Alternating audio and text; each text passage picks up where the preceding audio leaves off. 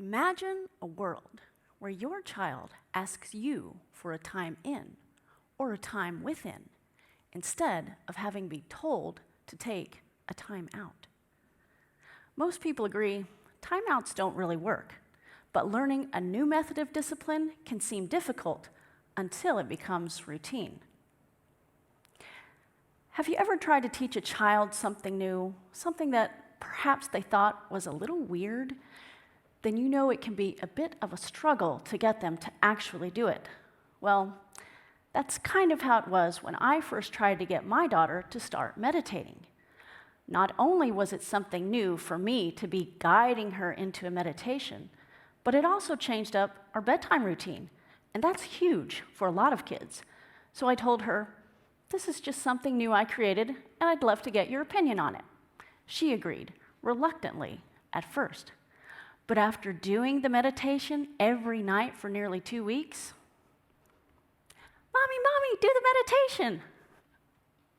Did she just ask me to do the meditation for her?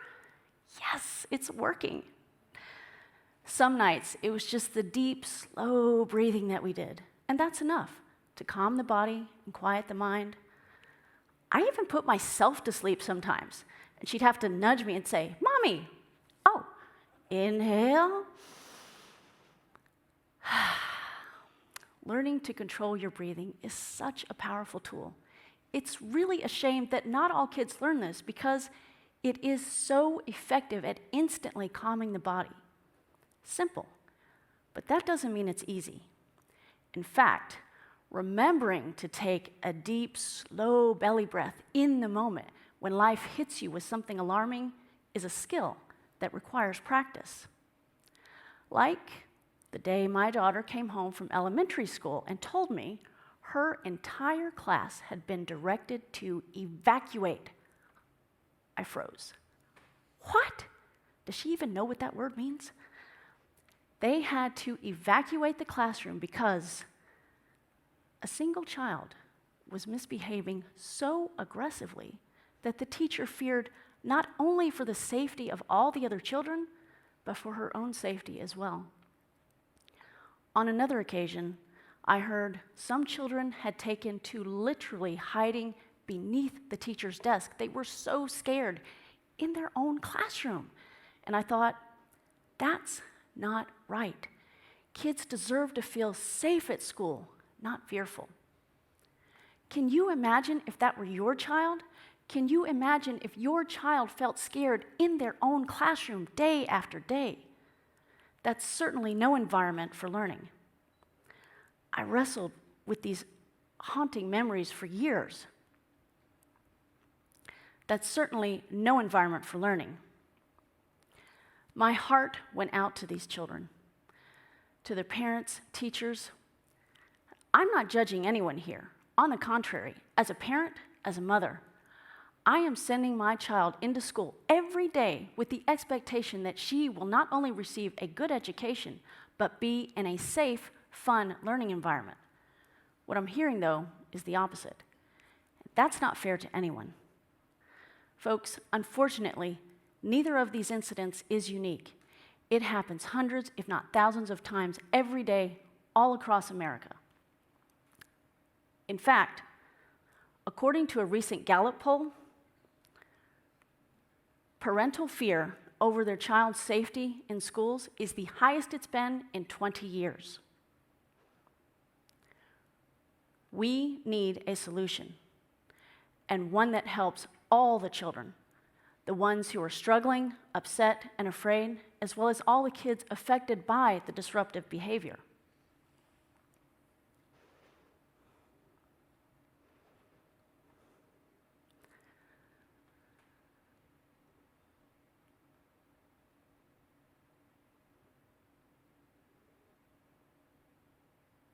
I wrestled with these haunting memories for years as I researched meditation until one day this thought just popped into my head.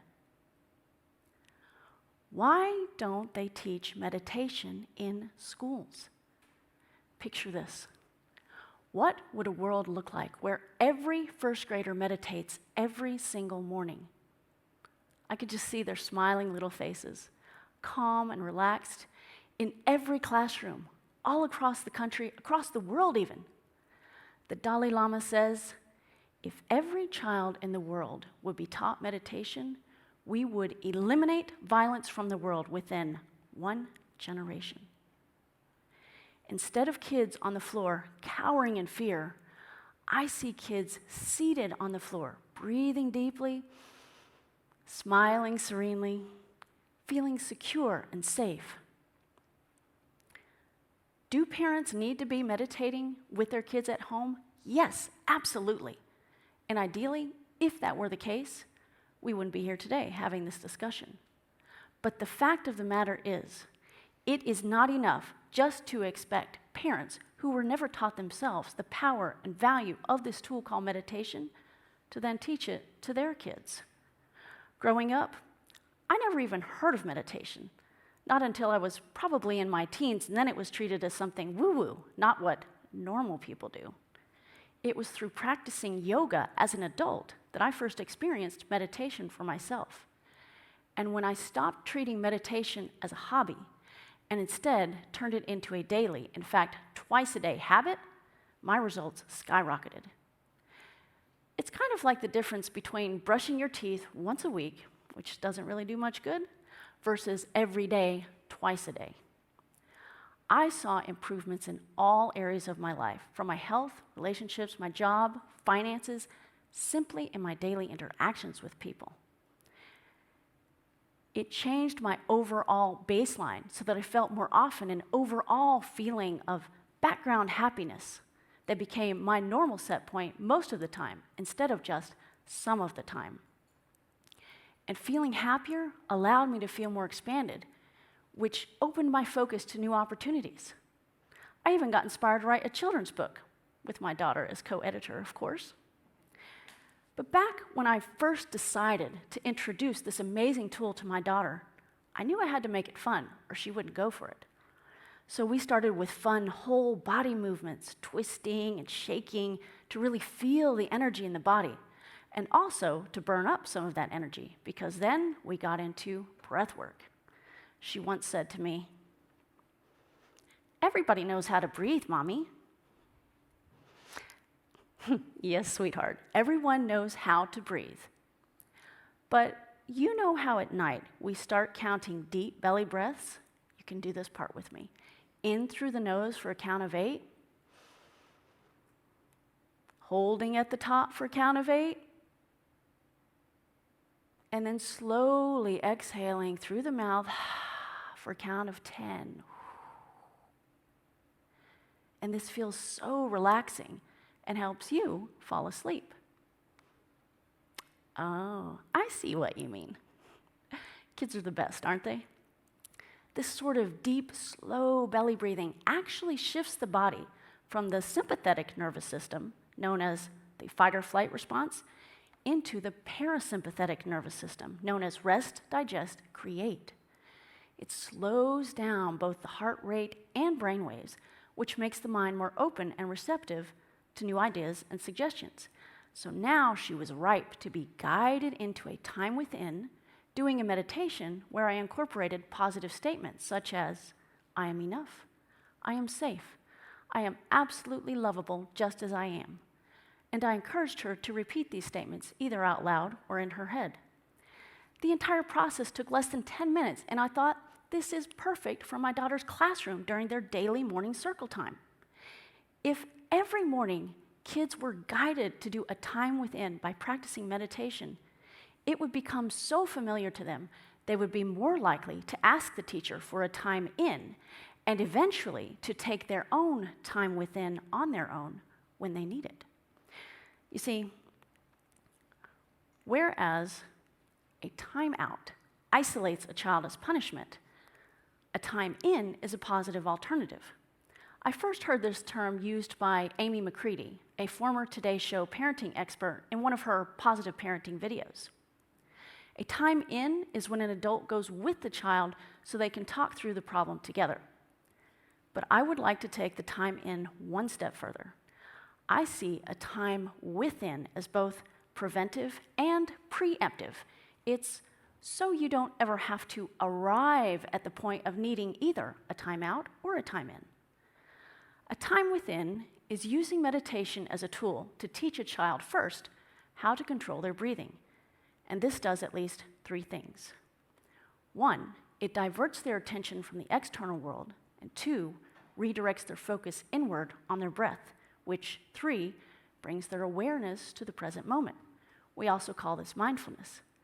And now they've moved from survival mode into creation mode, where they can better learn how to read their emotional signals and then choose how best to respond in the world around them instead of reacting out of fear. I believe, and I invite you to consider, that teaching children meditation in schools is the #1 best tool we can teach a child that will provide lasting, lifelong benefits. Furthermore, teaching meditation in schools is essential for many reasons. Here are the top 4. First, let's face it, most parents are simply too busy or don't know how to meditate themselves. Whereas, second, in the classroom, you have the group effect. Everyone is learning it together. Plus, it's led by an authority figure, the teacher, and most importantly, it's done daily. It's a regular daily activity, so this forms the basis for meditation to become a lifelong habit, and that's what we want. So, imagine if that child whose behavior had caused my daughter's class to evacuate had been practicing meditation daily. The child's baseline would have already been recalibrated to feel more peace and contentment more of the time. So when that child was met with the inflammatory situation that day, they could have recognized in the moment that their emotions were going haywire because they had been meditating daily. And they would have had a tool to be able to self-regulate and take a time within. Perhaps the entire situation could have been prevented. Systemic change requires a systemic solution, and one that is applied using a systematic approach. During my research on the vast benefits of meditation, I came across one account in particular that struck me, involving meditation in schools. Over a 4-year period in 4 California schools, including one that was located in one of the poorest districts in San Francisco, a pilot program was introduced whereby students would meditate twice daily during quiet time. At the end of the 4 years, results showed an overall decrease in suspensions of over 70%. Plus, there were noticeable increases in both attendance and academic performance. Meditation expert and neuroscientist Dr. Joe Dispenza says, there is no such thing as a bad meditation. Even just 5 minutes, once or better twice daily, is enough to begin to create lasting change, resulting in a calmer classroom, kinder interactions amongst students, and an improved learning environment. I don't think any teacher, or parent for that matter, would argue with that. And focusing on your breathing is something anyone can do. Plus, a child doing better and feeling happier and safer at school leads to a child who is behaving better at home, and you, as the parent, will have less work because your child has learned to self-regulate. So I ask you, what if today you make the decision to teach a time within in your family, to meditate and connect within to your own inner calm? If you leave here today with nothing else, remember this: the #1 tool for your child to feel safe in schools is meditation. So advocate, tell administrators, teachers, school boards that meditation needs to be taught in schools. When we take a time within, everyone wins.